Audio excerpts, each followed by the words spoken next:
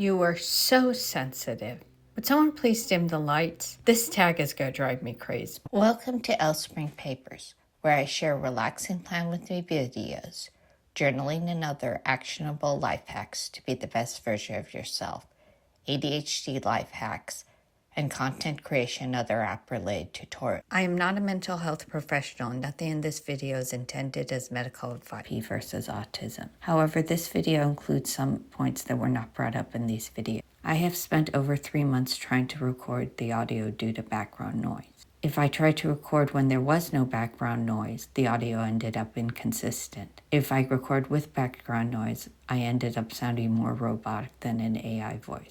Maybe in the future I will re-upload this with my own audio. It is not a secret that the DSM-5, the Diagnostic and Statistical Manual of Mental Disorders, 5th edition, and ICD, International Classification of Diseases are imperfect. It is not a secret that human beings, including psychiatrists and those involved in defining disorders, neurotypes, illnesses, etc., have flaws. It is not a secret that life and science rarely if ever are simple, and that no matter how hard you try to account for everyone, there will be someone, or if it is a larger group of people, a lot of people who don't fit neatly into categories. It is also not a secret that one of humans' greatest flaws is their ego, and most if not all people are never able to get past the underlying belief that everyone sees the world as they see it. It is also not a secret that office politics and the optics or how the public will view it are a problem everywhere, including in medicine. An HSP is a highly sensitive person. The term comes from Dr. Elaine Aron book The Highly Sensitive Person. She has written several other books about HSPs. On her website HPersons, which I have linked to below, she asserts that 20–30% of the population is highly sensitive and that the trait is innate and not a disorder. It is not listed in the DSM-5 nor ICD. It is not shyness, which she says is learned, nor is it introversion, of 70% of HSPs are introverted and 30% are extroverts. On her website https://hsperson.com/ there are tests that you can take to determine whether you or your child are an HSP and/or sensory-seeking person. She has the appropriate disclaimer that the tests are not to diagnose you. For sensory seeking, she scores it differently for men and women. I assume she means cis men and cis women, as her research is older and she seems to have a very binary view of gender. HSP traits include sensory experiences and emotional sensitivities. HSPs are also people who are highly attuned to the emotions of others around them and are deeply concerned with making those around them comfortable, including at the expense of their own needs. In her books and on her website, although she states in The Highly Sensitive Person that the trait is neutral, what comes across in that book and even more in her two books and website is that HSPs are superior to non-HSPs rather than simply different.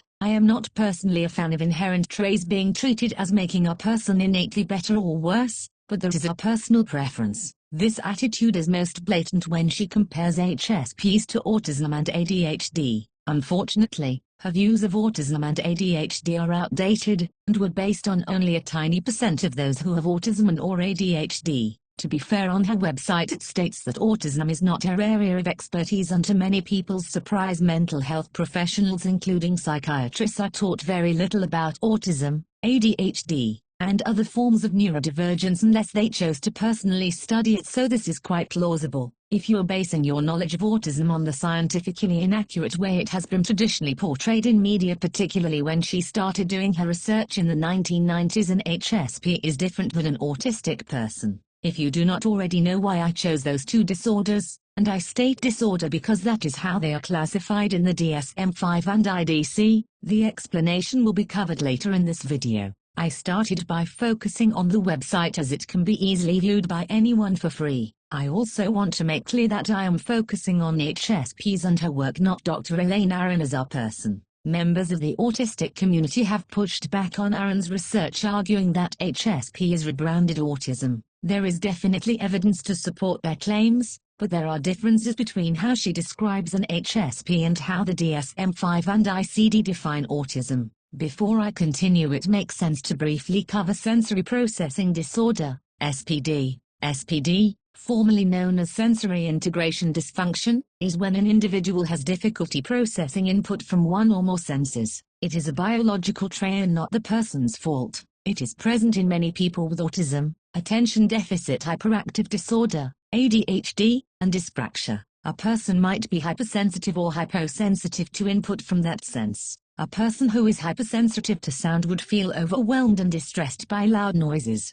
A person with hypersensitivity to light would require brighter light in order for their brain to adequately process visual information. SPD can cause mild to severe impairment in a person's life, but the use of it is less emotionally charged than the positive emotional reaction promoted in being an HSP, nor the negative emotional reaction much of society has, due in large part to inaccurate stereotypes promoted in media to autism. Like, HSP SPD is not in the DSM-5 of course. Human beings react whether externally or internally to discomfort, physical and/or emotional pain, and one or more senses being overstimulated. A meltdown is different than a tantrum. A tantrum is an emotional outburst done in a manipulative way to result in an outcome that benefits them. A young child having a tantrum in a toy store because they want a toy and were told they could not have it is a tantrum. A meltdown might look a tantrum to an outsider, but it is a response to sensory or emotional overwhelm and is the mental equivalent of a power surge. The experience is not pleasant for the person and not done intentionally. People, regardless to neurotype,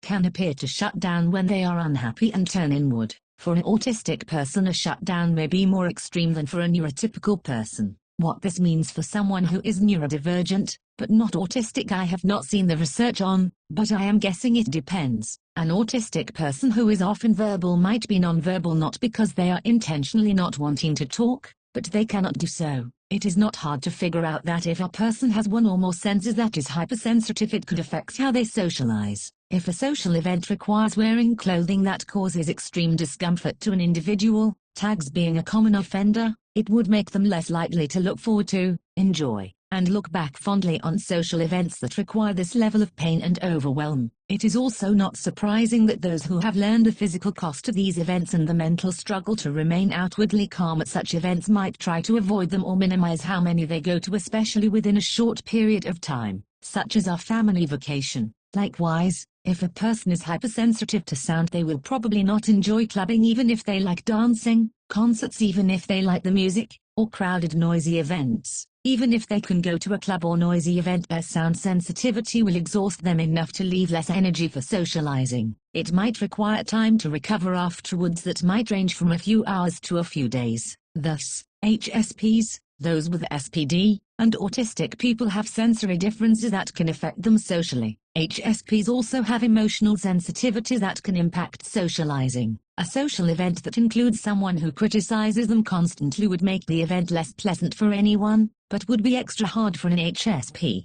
An HSP would be less likely to watch a particularly violent or upsetting movie or TV show, which would make it less likely for them to participate in a social outing involving viewing one or have anything to say about it if it was a topic of conversation at a social gathering. The all-or-nothing distinction between HSPs and non-HSPs has problems, as many people, whether they are neurotypical or neurodivergent, have one or more senses that are hypersensitive, but other senses are within the usual range. In these ways, HSP does feel like rebranded autism. When you combine it with Dr. Elaine Aron's discussion of HSPs on schizophrenia with the fact that the word autism was first used by Bloor in his description of schizophrenia, the close relationship feels a bit too close, giving the accusation that it is rebranded autism more likely. However, there is still a difference between an HSP and autism as it is diagnosed in the DSM-5-TR and ICD. In order to be diagnosed with autism, a person must not understand or taken longer than a neurotypical would to learn elements of social behavior and how to integrate it into their day-to-day life.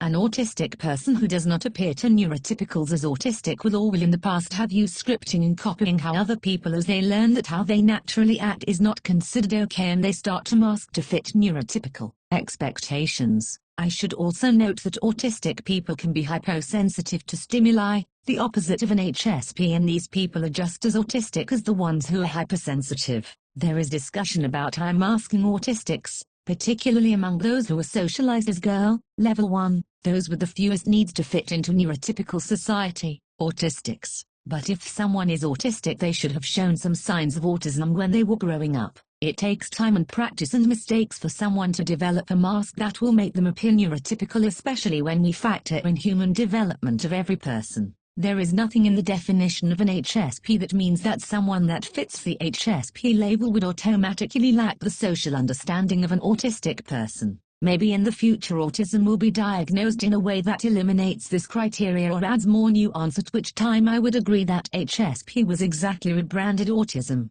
I do think there is a huge overlap. Maybe it is 70%, maybe it is 89%, but at the current time it is not 100% rebranded autism. Some people are using HSP because it is less scary to them than autism. Some people use it on their journey to accepting their autism. Does that mean there is nothing wrong with diagnosing a stranger you know nothing about other than the fact they use the HSP? No. I take issue with Dr. Elaine Aron's ableist and HSPs are special attitude. Yes, but that does not mean that the general concept of an HSP is wrong. Whether the percent of people who are HSP, but not autistic is 2%, 30% or 60%, they deserve to have the label that they use respected. Maybe they will change their label, maybe they won't. As a disclosure, although I am trying to be objective, I wanted to note that at the moment I identify as officially diagnosed ADHD and dyslexic with probably some autistic traits, but I am open to that changing as we learn more about ADHD in AFAB women, ADHD in women, and autism in women, and all of these in non-Western cultures and non-Western culture backgrounds, economic classes, and people who are deemed intelligent by school systems. So at the moment, whether I am autistic or have autistic traits is a Schrödinger's and I would love if researchers would open the box soon so that millions of us could know whether it is autism, autistic traits, or not. If you enjoyed this video, like and subscribe.